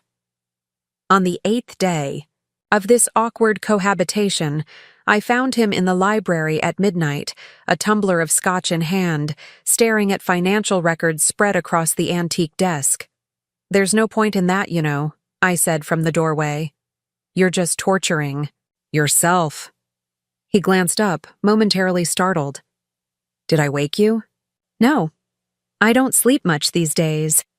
One of the few advantages of getting older. You need less rest." I entered the room and settled into a leather armchair near the fireplace. "What are you looking for in those papers?" Tom ran a hand through his hair, a gesture so reminiscent of his childhood self that my heart constricted. "A miracle," he admitted with a hollow laugh. "Some overlooked asset or forgotten account that could magically provide $2 million. And have you found this miracle? What do you think?" He gestured broadly at the papers, his frustration evident. "It's over. The pretrial hearing is next week. Without restitution money, they'll proceed with criminal charges." I watched him carefully. "Are you guilty, Tom? Of what they're accusing you?" He stiffened, defensive anger flashing across his face. Then, surprisingly, it faded into resignation. "Yes," he whispered, the admission seeming to physically diminish him. "Not at first. It started small, using one client's earnest money to cover another closing when funds were tight. We always intended to replace it. But then the market shifted, we lost some big deals, and suddenly we were using new deposits to cover old shortfalls. Before I knew it, you were running a Ponzi scheme," I finished gently. "I didn't see it that way at the time," he confessed. "I told myself it was temporary, just cash flow management until things improved. But they never improved, and the hole kept getting bigger." He drained his scotch, wincing slightly. Nate wanted to come clean months ago, but I convinced him we could turn it around. Now we're both facing prison. I absorbed this in silence. Part of me had hoped there might be some explanation that would paint Tom's actions in a more favorable light, poor judgment rather than deliberate fraud. But his confession confirmed my fears. My son had knowingly broken the law, repeatedly, over an extended period. "What about Vanessa and the children?" I asked finally. "Have you discussed?" "What happens to them if you go to prison?" Tom's face crumpled. "What is there to discuss? Vanessa has no career, no income. The children will lose everything they've known. Their home, their school, their father." His voice broke. "I've destroyed my family, Mom, and I have no idea how to fix it." It was the first time he had called me Mom since arriving at the estate. Not Mother, with its cool formality, but Mom. The name he had used as a child when he needed comfort or reassurance. "Tom," I said carefully, "what would you do if you could avoid prison? If this legal situation somehow resolved, what then?" He looked confused by the question. "What do you mean?" "I'd rebuild, obviously. Find a new career, since real estate is finished for me, support my family, try to make amends. Even if that meant starting modestly, living within more limited means?" He considered this, then nodded slowly. "I've learned my lesson about chasing appearances. The past week in this motel room from hell taught Emma more about gratitude than all our years of privilege. When I saw how excited they were about getting pizza, something I'd never have even considered a treat before, I realized how warped our priorities had become. I studied my son's face, searching for truth in his words. There was genuine regret. There, certainly. But was it regret for his actions or merely for being caught? And was his newfound perspective on materialism sincere or simply a convenient attitude in his current circumstances? "You hurt me deeply, Tom," I said quietly. "When I needed shelter after the fire, you offered me a storage room while living, in a house with multiple empty bedrooms. You and Vanessa treated me like an inconvenience, used me as free childcare and housekeeping, then planned to ship me off to assisted living without my consent." He had the grace to look ashamed. "I know. It was wrong. More than wrong," I continued. "It was cruel. After everything I sacrificed to raise you alone, after working double shifts for years to give you opportunities, after putting your needs ahead of my own for decades, that was how you repaid me." Tom stared at the empty tumbler in his hands, unable to meet my eyes. "I have no excuse. Dad always made it seem like you were the unreasonable one after the divorce, holding grudges, refusing to move on. I started seeing you through his lens, especially after reconnecting with him in college. And Vanessa. She comes from a background where everything is about status and appearances. We both got caught up in it. That's an explanation, not a justification," I pointed out. "I know," he admitted, "and I'm not asking for forgiveness. I just want you to know that I see it now, what I became, how I treated you. I'm ashamed, Mom. Deeply ashamed." We sat in silence for several minutes, the only sound the gentle ticking of the grandfather clock in the corner. I thought about the complex journey that had brought us to this moment. The bright-eyed boy who had once been my whole world, the ambitious young man who had gradually slipped away from me, the desperate father now facing the consequences of his poor choices. $2 million, I said eventually. "That's what you need for restitution?" Tom looked up sharply. "Yes, but it's impossible. Everything's frozen or seized. Dad won't help. He made that brutally clear. Even if I sold everything I own, it wouldn't come close." I rose from my chair and moved to the window, looking out at the moonlit gardens. The decision I was contemplating wasn't a simple one. The money wasn't the issue. The estate had appreciated significantly over the decades, and my careful investments had grown as well. I could easily provide the restitution amount without compromising my financial security. The real question was whether I should. Would paying Tom's restitution be an act of compassion or enablement? Would it teach him valuable lessons about accountability or reinforce his belief that problems could be made to disappear with enough money? Most importantly, would it truly benefit my grandchildren, whose stability and well-being had become my primary concern? I could provide the restitution money, I said finally, turning back to face him. But it would come with conditions. Tom's expression cycled through shock, disbelief, and cautious hope. What conditions? First, complete honesty with the authorities, with your victims, with your family, and with yourself. I held his gaze steadily. No more deception, no more facades, no more pretending to be something you're not. He nodded slowly. Okay. Second, you accept whatever other penalties the court imposes: probation, community service, professional sanctions. The money prevents prison, not consequences.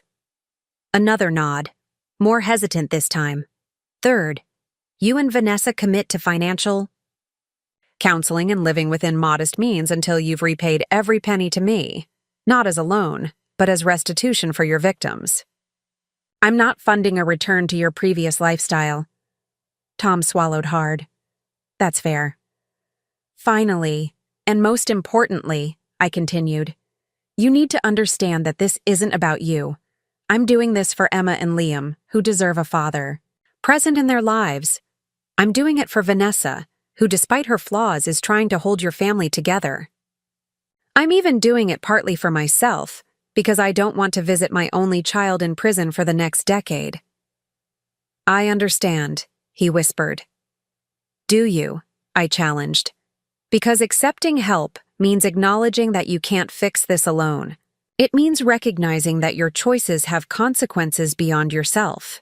It means rebuilding trust that you've systematically destroyed through years of pretense and poor decisions. Tom stood and crossed to the window, standing beside me to look out at the moonlit landscape. For several minutes he said nothing, his profile illuminated by the soft glow from the library lamps. When he finally spoke, his voice was thoughtful. When Dad left us, he began slowly, I was devastated. Not just because he chose another family, but because he had always been this larger-than-life figure to me. Successful, powerful, admired. I wanted so badly to be like him. I remained silent, letting him continue his reflection. As I got older, I convinced myself that his abandonment was somehow justified, that if we had been good enough, interesting enough, successful enough, he wouldn't have left. So I built my life trying to prove my worth through the same measures he valued: money, status, appearances. Tom shook his head ruefully. I spent my entire adult life chasing his approval, and when things started falling apart, I was too proud to admit failure. I just kept doubling down, digging the hole deeper. And now? I prompted when he fell silent. Now I see that I modeled myself after the wrong parent, he said simply. Dad might have had the money and status, but you had the integrity, the work ethic, the unconditional love. I was too blinded by superficial success to recognize what really mattered. He turned to face me directly. I don't deserve your help, Mom. But if you're willing to give it, I promise I won't waste this second chance. I studied his face, searching for sincerity in his words. There was genuine remorse there, perhaps even the beginning of true self-awareness. Whether it would last beyond the current crisis remained to be seen. I'll transfer the money tomorrow, I decided. Your attorney can present it at the pretrial hearing. With full restitution, they'll likely offer a plea deal for probation and professional censure. Relief washed over his features, followed immediately by something else. Not the entitled gratitude I had feared, but a solemn recognition of the gravity of the moment. Thank you, he said quietly. I know words are cheap right now, but I promise I'm going to work every day to be worthy of this. Start by telling Vanessa and the children the truth, I advised. All of it. No more pretending, no more facades. They deserve honesty, especially now. He nodded, acknowledging the difficult conversation ahead. As he turned to leave, I called after him. Tom, this is your one reset. There won't be another. I understand, he replied, and for the first time since he was a child, I believed him. The following morning, I authorized the transfer of funds to the escrow account Tom's attorney had established for potential restitution. The sum, $2 million plus legal fees, represented a significant portion of my liquid assets, though the estate itself remained my primary financial security. Harry called as I was finishing the paperwork in my study. In the chaos of Tom's arrival and subsequent discussions, I hadn't spoken to my friends in nearly 2 weeks. Eleanor? Harry's warm voice filled the line. Bea and I were getting worried. How are things with your family? Complicated, I admitted, glancing out the window to where Vanessa sat on the veranda, her posture suggesting the weight of a difficult conversation. Tom must be telling her about our arrangement. They're staying here for now while we sort through Tom's legal troubles. And how's that going for you? Harry asked, his concern evident even across the distance. You're maintaining your boundaries? I considered the question seriously. Yes, I think so. I've offered help, but with clear conditions. It's different this time. I'm choosing to engage rather than being pulled in against my will. That's good to hear, he said. Just remember what you've learned these past months. You can support without sacrificing yourself. I'm trying to keep that balance, I assured him. How are things in town? I've missed our painting sessions. Harry chuckled. Bea has taken over the group with her usual enthusiasm. She's convinced everyone to try abstract expressionism with mixed results. Gloria accidentally created something that actually looks quite impressive, though she insists it was meant to be a seascape. The simple, cheerful update soothed something in me that had been tense since Tom's arrival. My life in Astoria, the friends I'd made, the activities I enjoyed, the person I was becoming, remained intact, waiting for my return to normal routines. Once the current situation stabilized. I miss you all, I said, surprising myself with the frank admission. This family crisis is necessary, but it's not where I live anymore, if that makes sense. Perfect sense, Harry replied. We're here when you're ready to come back to your regular life. No rush, no pressure. After we hung up, I sat reflecting on his words. Your regular life. Such a simple phrase, yet it carried profound meaning. For me now. I had created something precious in these past months. A life that was truly mine, built around my own preferences and interests rather than defined solely by my relationships to others. Helping Tom didn't mean surrendering that hard-won independence. It meant extending compassion from a position of strength rather than obligation. Later that afternoon, I found Vanessa sitting alone on a bench in the rose garden, her expression troubled as she watched Emma and Liam playing on the lawn below. May I join you? I asked, pausing a respectful distance away. She nodded, moving slightly to make room. Tom told me about your offer, about the conditions. And how do you feel about it? I kept my tone neutral, curious rather than defensive. Vanessa sighed, smoothing an invisible wrinkle from her slacks. Grateful, humiliated, relieved, angry. Take your pick. She glanced sideways at me. Mostly, I feel like I don't know who I am anymore. The perfect society wife with the perfect house and perfect family? That's gone. So who am I now? That's a powerful question, I acknowledged. One I've been asking myself these past months. And have you found an answer? I smiled. Not a complete one. But I've discovered I'm more than the roles I've played. Mother, nurse, ex-wife, grandmother. There's an Eleanor beneath all those identities who has her own preferences, talents, and desires. Must be nice to have that clarity, Vanessa murmured, watching as Liam attempted a cartwheel on the lawn. I feel like I'm just emptiness wrapped in designer clothes that I can no longer afford. The raw vulnerability in her voice touched me. Beneath the polished exterior and social climbing I had always disdained, there was a real person struggling with genuine pain. You're more than what you own or who you married, I said gently. You're Emma and Liam's mother. You've created 2 wonderful children. That alone is a significant achievement. They are pretty great, aren't they? A ghost of a smile crossed her face as we watched the children play. But what do I offer them now? What example do I set when I've spent my entire adult life defining success through material possessions and social status? Perhaps the most valuable example you can set is how to rebuild after failure, I suggested. How to find meaning beyond external validation. They're watching how you handle this crisis, Vanessa. They'll learn more from your resilience now than they ever did from your success. She considered this, absently twisting her wedding ring, one of the few valuable possessions she'd managed to keep. When Tom and I met in college, I was studying art history. I loved it. The stories behind the paintings, the cultural contexts, the technical elements. After we married, that all fell away. It seemed frivolous compared to climbing the social ladder. It's never too late to reclaim abandoned passions, I said, thinking of my own rediscovered love of painting. The Cultural Center in Astoria has an excellent art program. They're always looking for volunteer docents with knowledge of art history. You think someone would want me to volunteer, with Tom's scandal attached to my name? Astoria isn't Mapleton, I pointed out. People here don't know or care about Portland society gossip. They value contribution, not pedigree.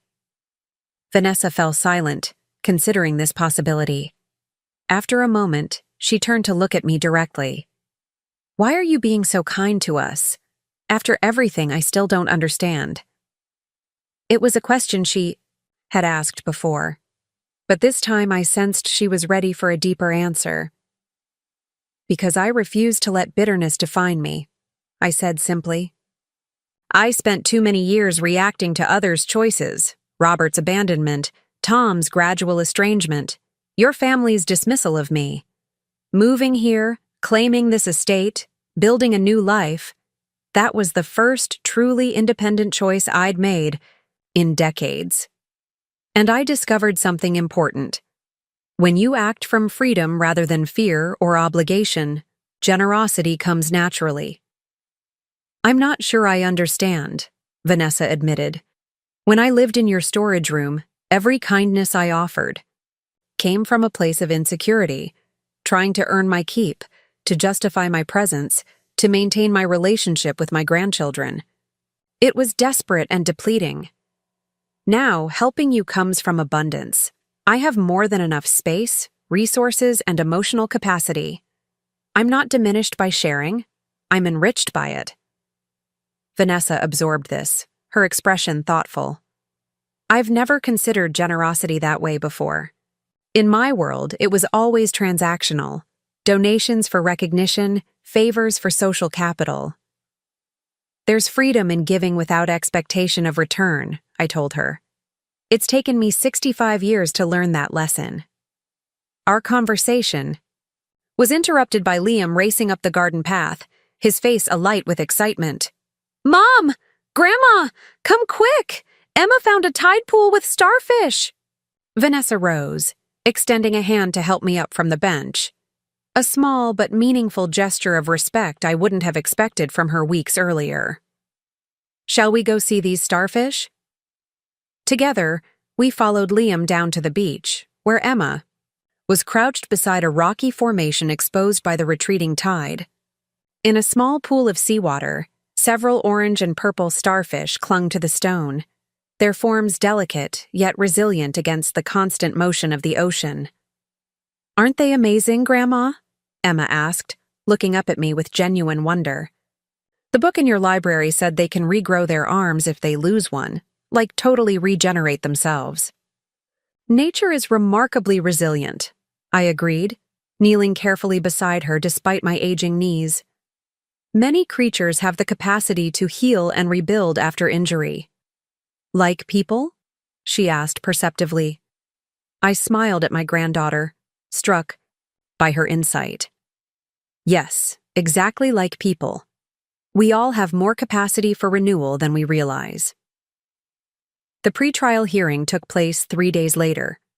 Tom returned to the estate late that evening, his expression a mixture of relief and sobriety as he gathered us in the library to share the outcome. The district attorney accepted the restitution payment and agreed to a plea deal, he explained. 3 years probation, revocation of my real estate license, 200 hours of community service, and continued cooperation with the investigation. He ran a hand through his hair, a gesture of lingering tension. No prison time. What about Nate? Vanessa asked, referring to his business partner. Similar deal, since his family also managed to arrange restitution. We both got lucky. Tom's gaze shifted to me, his expression grave. Lucky to have people willing to help despite our terrible choices. So what happens now? Emma asked from her perch on the window seat. At 12, she was old enough to understand the broad outlines of her father's troubles, though we had spared her the worst details. Tom moved to sit beside his daughter, taking her hand gently. Now we start over. More modestly, more honestly. We'll find a small place to rent while Dad works to repay Grandma and rebuild his career in something other than real estate. Can't we just stay here? Liam piped up from the floor, where he was playing with a model ship he'd found in one of the guest rooms. It's way better than that stinky motel, and Grandma has like 1,000,000 extra rooms. The adults exchanged glances. We hadn't discussed long-term arrangements beyond the immediate crisis. That's Grandma's decision, Tom said carefully. We've already imposed enough. All eyes turned to me, waiting for my response. I had been considering this question myself over the past few days, weighing various options. I think, I said slowly, that there's a middle path here. The estate's carriage house was converted into a separate 3-bedroom cottage years ago. It's currently used for storage, but it could be cleared and renovated relatively quickly. You could stay there while you re-establish yourselves, close enough for support, but with your own space and independence. The offer surprised even me as I articulated it. A month ago, I would have been reluctant to have Tom and his family living on my property permanently. Now I found I genuinely wanted them nearby, not out of obligation, but from a desire to rebuild our relationship from a foundation of mutual respect. We couldn't possibly, Vanessa began automatically. Actually, I interrupted gently. You could. It would allow the children to remain in their current school, give you time to find your footing, and... I smiled at Emma and Liam, who were watching the adult conversation with eager attention. It would give me a chance to know my grandchildren better. Tom studied me carefully. Are you sure about this, Mom? You've worked hard to establish your independence here. I'm sure, I replied with genuine conviction. Independence doesn't have to mean isolation. I've learned that these past months through my friendships with Bea and Harry and others in Astoria. There's value in connection when it's built on healthy terms. Emma, ever the sensitive one, seemed to perceive the significance of this moment. She rose from the window seat and wrapped her arms around my waist in a spontaneous hug. Thank you, Grandma. Over her head, I met Tom's gaze. Something passed between us, not full reconciliation, but the beginning of understanding. We had a long way to go in rebuilding trust, but for the first time in years, I felt hopeful about our relationship's future. That night, I sat on my veranda watching the moonlight on the waves, reflecting on the strange journey that had brought me to this moment. 4 months ago, I had been relegated to a storage room in my son's house, treated as an inconvenience rather than a person with dignity and worth. Now I was offering sanctuary to that same son and his family, from a position of strength rather than subjugation. The difference wasn't just in our external circumstances, but in how I viewed myself. I was no longer defined solely by my relationship to others. Tom's mother, Robert's ex-wife, Emma and Liam's grandmother.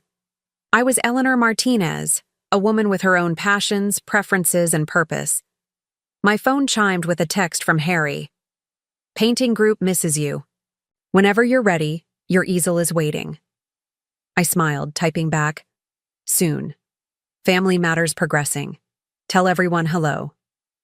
His response came quickly. Take your time. True healing can't be rushed, for them or for you. With those words, of wisdom echoing in my mind, I turned my gaze back to the ocean. The tide was coming in, waves washing over the shore in eternal rhythm. Nature's reminder that everything changes, everything cycles, everything eventually finds its proper balance. For the first time in decades, I felt I was finding mine. 1 year can change everything. As I stood at the edge of the bluff watching the summer sunrise paint the Pacific in shades of gold and rose, I marveled at how much had transformed in the 12 months since Tom and his family had come to Shell Cliff House. The garden behind me was alive with activity, Jonas directing the caterers, Bee arranging flowers on the long tables we had set up on the lawn, Harry carefully hanging, strings of lights between the ancient oak trees.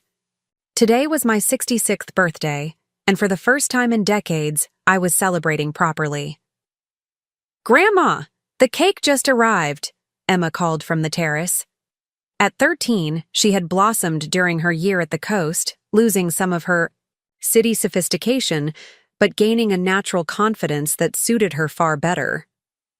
Her dark hair was pulled back in a simple braid, and she wore jeans with a paint-splattered t-shirt, evidence of the art lessons she had been taking with Harry and me. I'll be right there, I called back, taking one last moment to appreciate the peaceful morning view. The solitude I had cultivated during my first months at Shell Cliff remained important to me. These quiet moments of reflection anchoring me amid the joyful chaos my life had become. The cottage renovation had been completed within 2 months of Tom's legal resolution. What had once been an oversized carriage house was now a comfortable 3-bedroom home, situated on the far edge of the property with its own garden and private access to the beach. Tom, Vanessa, and the children had settled in with a humility that still occasionally surprised me. As promised, Tom had honored our agreement to the letter. He worked diligently at the marine supply company in Astoria that had hired him despite his legal troubles, starting in the warehouse before gradually moving into sales. The position paid a fraction of his former income, but he never complained. Each month, he transferred 20% of his earnings to me toward repaying the SAO. Restitution money, insisting on maintaining this commitment even when I suggested it could wait until they were more financially stable. Most significantly, the facade had fallen away. Gone was the status-obsessed man who had relegated me to a storage room. In his place was someone more authentic, still ambitious, still proud, but grounded in values beyond material success. I watched him coaching Liam's community soccer team, helping Emma with school projects, having coffee with Vanessa on their small porch overlooking the ocean, and glimpsed the son I had raised before Robert's influence had pulled him away. Our relationship had healed gradually, with careful conversations and conscious effort on both sides. We still occasionally bristled at old patterns, his tendency toward entitlement, my instinct to sacrifice my needs, but we caught ourselves more quickly now, redirecting toward healthier interactions. I made my way back toward the house, where birthday preparations were underway. Passing the cottage, I noticed Vanessa in her small garden, cutting zinnias and dahlias for a bouquet. She looked up and waved, a genuine smile replacing the perfect society mask she had once worn. "Happy birthday, Eleanor," she called, holding up her basket of flowers. "These are for your table. I'll bring them up when I've arranged them." They're beautiful, I replied, genuinely touched. Thank you. Vanessa's transformation had been perhaps the most surprising of all. Without her excessive designer wardrobe and country club membership to define her, she had been forced to rediscover her authentic self. Initially, this process had been painful to witness. Her uncertainty, her occasional resentment, her struggle to define her value beyond material possessions. Then, 3 months into their stay, she had taken my suggestion about volunteering at the cultural center. Her knowledge of art history, long suppressed beneath her socialite persona, had impressed the director enough to offer her a part-time paid position leading educational programs. Now she divided her time between the cultural center and online, courses in museum studies, building credentials for a career she genuinely loved. As I approached the main house, I found Liam helping Harry hang a hand-painted birthday banner across the veranda. At 9, he had grown 2 inches in the past year, his knobby knees and boundless energy a constant reminder of how quickly childhood passes. "Grandma, close your eyes," he insisted when he spotted me. "It's supposed to be a surprise." I obediently covered my eyes with my hands, peeking through my fingers enough to navigate the steps safely. "No peeking," Liam admonished with a giggle, taking my elbow to guide me. "I wouldn't dream of it," I assured him solemnly, allowing myself to be led to the veranda and positioned just so. "Okay, now." I opened my eyes to find the veranda transformed. Twinkling lights framed the railings, vases of wildflowers adorned every surface, and a hand-painted banner proclaimed, "Happy Birthday, Eleanor," in vibrant colors and multiple handwriting styles, evidence of a family project. "Did you make this?" I asked, genuinely touched by the effort. "Everyone helped," Liam explained proudly. "I did the exclamation points, Dad and Emma did the letters, Mom helped with the flowers on the edges, and Harry showed us how to mix the colors properly." "It's wonderful," I told him, bending to kiss the top of his head. "The best banner I've ever received." Harry approached, wiping paint from his hands with a rag. In the past year, our friendship had deepened into something neither of us had expected or sought. We moved slowly, both carrying histories and losses that made us cautious, but the quiet joy of his company had become one of the greatest gifts of my new life. "The birthday girl isn't supposed to be helping with preparations," he chided gently. "That's what all these extra people are for." "I'm just supervising," I assured him with a smile, "making sure everything meets my exacting standards." He laughed, knowing full well that I had deliberately relinquished control of today's celebration, allowing my family and friends to plan it without my intervention. It was another lesson in trust I was still learning, the ability to receive care rather than always providing it. As the morning progressed, guests began to arrive. The invitation list reflected my new life in Astoria. Bea and her sister, Gloria, and her husband, my watercolor group, the librarians who had become friends. Even Jonas and his wife were joining as guests rather than staff. A few friends from my nursing days had made the drive from Mapleton, expressing amazement at my transformation from the practical, modest woman they had known to the confident coastal estate owner who greeted them. "I still can't believe you kept this place secret all these years," remarked Julie, my former nursing supervisor, as I showed her around the gardens. "You worked double shifts when we were short-staffed, brought your lunch in Tupperware, and drove that old sedan forever. While owning all this?" I smiled, understanding her bewilderment. "I owned it, but I wasn't ready to claim it," I explained. "Sometimes we need to grow into the gifts we're given." The party was in full swing by early afternoon. Tables on the lawn were filled with guests enjoying the catered lunch. Children, including Emma and Liam, played an elaborate game of tag across the gardens. Bea held court near the rose beds, regaling a group with stories from her latest historical research project.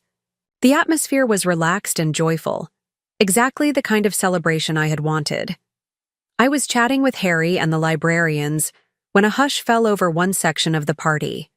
Looking up, I was startled to see Robert standing awkwardly at the edge of the garden, an expensive-looking gift bag dangling from one hand.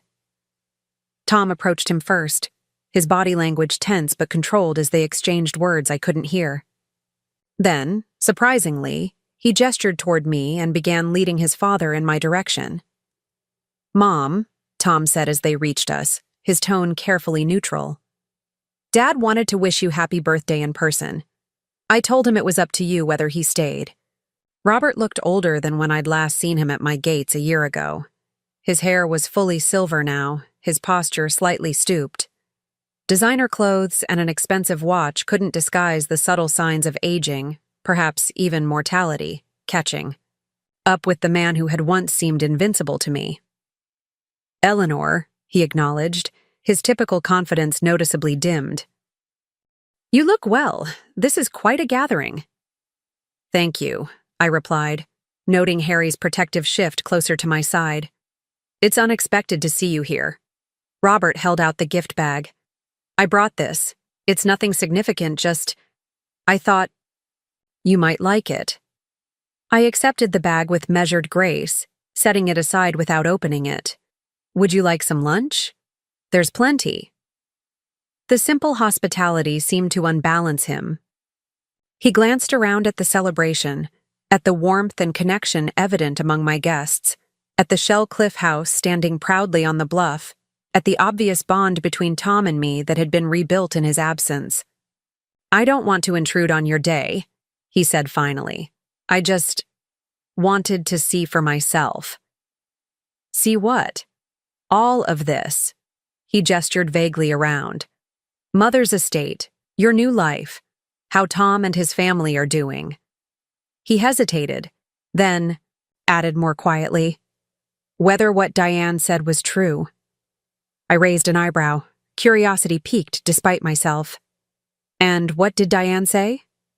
Robert looked uncomfortable. "That you seem happier without us than you ever were with us. That Tom talks about you differently now, with respect instead of dismissal. That you've built something here that makes our life in Portland seem hollow by comparison." The assessment surprised me, especially coming from Diane. I had barely thought of her in months, the woman who had once dominated my nightmares fading into irrelevance as I created a life beyond the shadow of their betrayal. "And what do you think now that you've seen it?" I asked. Robert's gaze swept over the celebration again, lingering on Emma and Liam playing on the lawn, on Tom and Vanessa talking easily with my friends, on the magnificent house that had been his mother's legacy, to me, not him. "I think," he said slowly, "that I may have underestimated you, Eleanor. All these years." It wasn't quite an apology, but from Robert, it was as close as I was likely to get. I felt no triumph at his admission, no vindictive satisfaction, just a peaceful acknowledgement that his opinion, which had once held such power over me, now mattered very little. "Would you like to stay for cake?" I offered, neither encouraging nor discouraging his presence. "Everyone is welcome today." Robert seemed to consider it, then shook his head. "Another time, perhaps. I should get back to Portland." He glanced at Tom. "We'll talk later this week about the trust matter?" Tom nodded, his expression guarded but not hostile. "I'll call you Tuesday." With a final nod to me and an awkward half-wave to the gathering, Robert retreated the way he had come. I watched him go, reflecting on how differently I viewed him, now compared to the devastating power he had once held over my self-worth. "Well, that was unexpected," Harry remarked beside me. "Are you okay?" "Surprisingly, yes," I replied honestly. "It's like seeing a character from a book I read long ago, familiar, but not particularly meaningful to my current story." Harry smiled, understanding in his eyes. "Shall we rejoin your party? I believe there's a rather spectacular cake awaiting its moment of glory." The moment Robert's car disappeared down the driveway, The celebration seemed to relax and expand, as if everyone had been holding their breath without realizing it. Tom approached me privately as the caterers began preparing for the cake presentation. "I'm sorry about Dad showing up uninvited," he said. "I had no idea he was planning to come." "It's all right," I assured him. "Actually, it was."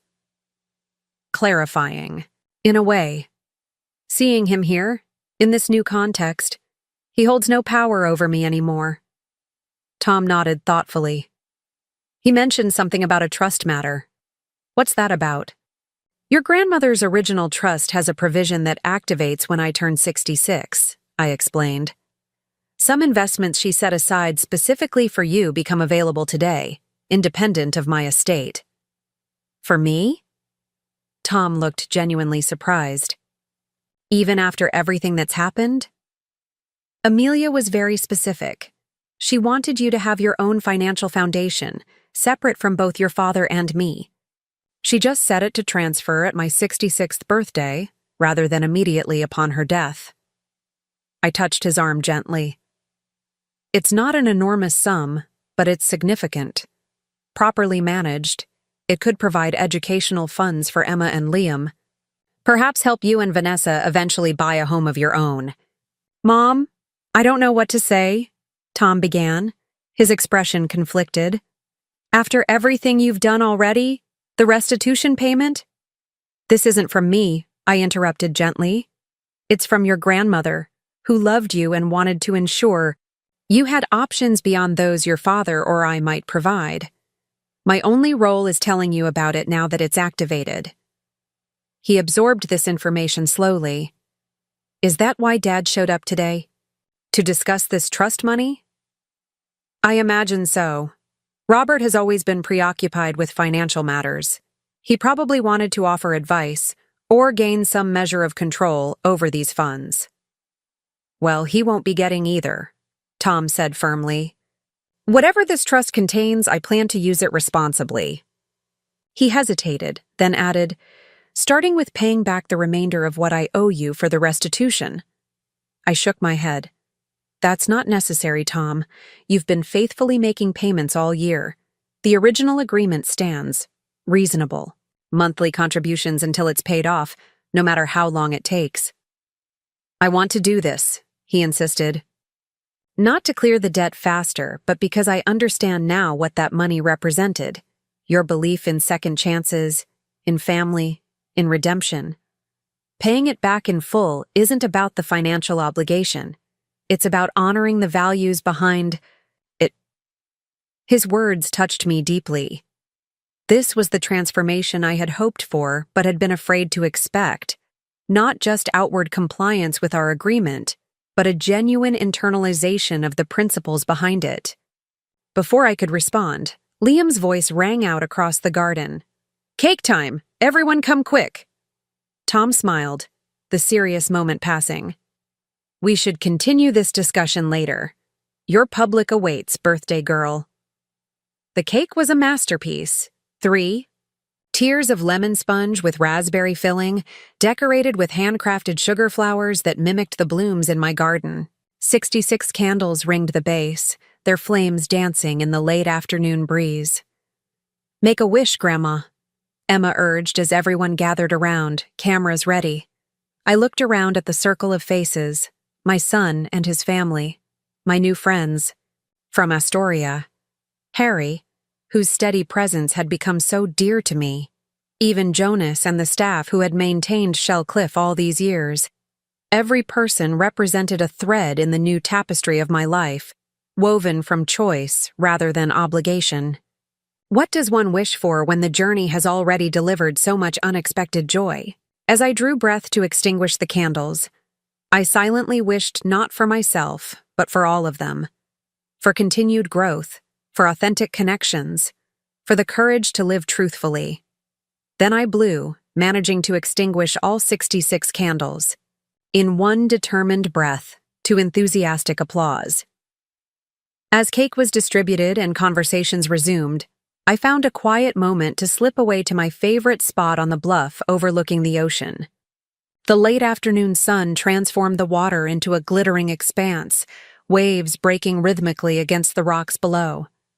I had stood in this same spot countless times over the past year, watching the changing seasons reflect on the water's surface, finding both solace and inspiration in its constancy and variation.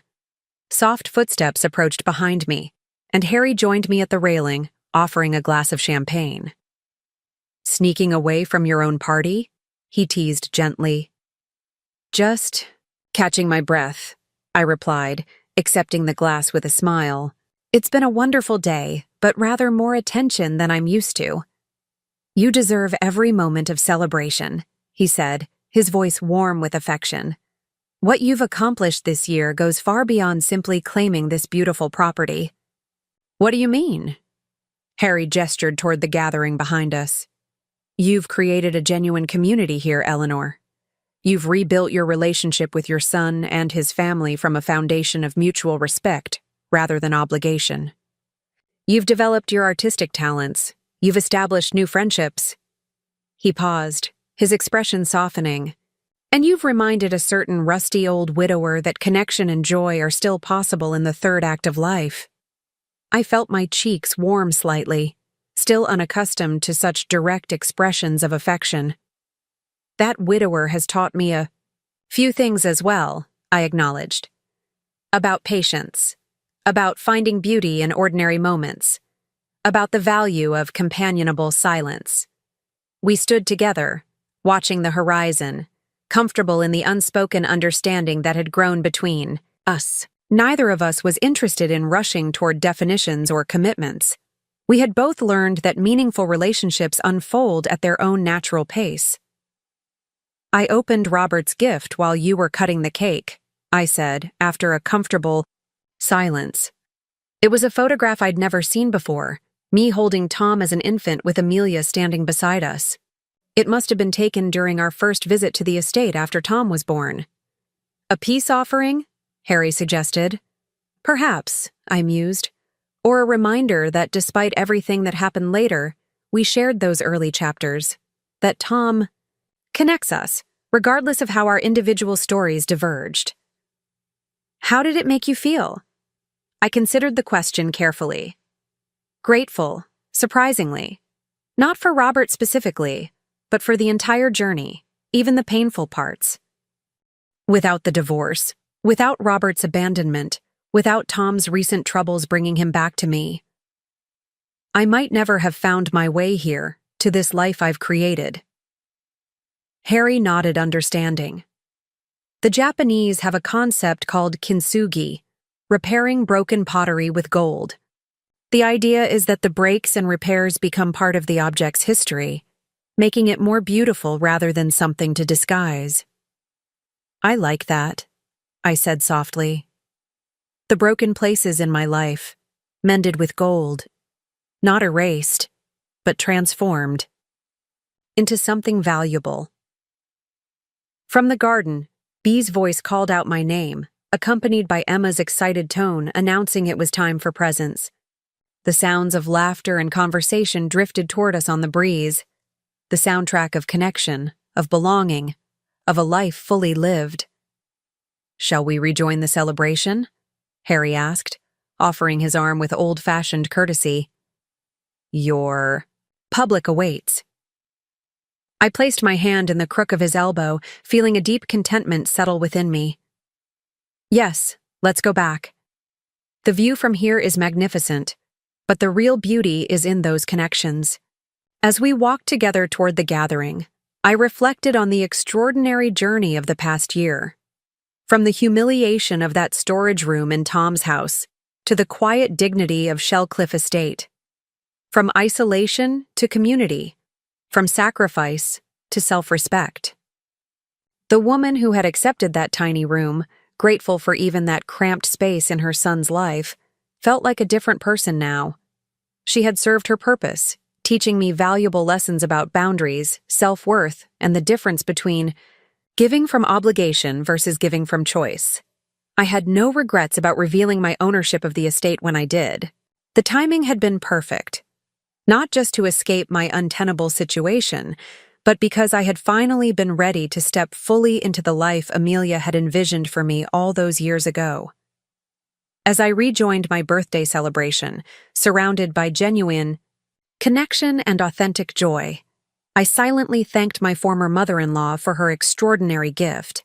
Not just the physical property, but the opportunity it had eventually provided to reclaim my true self. The smallest room in Tom's house had led me to the grandest version of my life, and for that unexpected journey, I was profoundly grateful. Up next, you've got 2 more standout stories right on your screen. If this one hit the mark, you won't want to pass these up. Just click and check them out.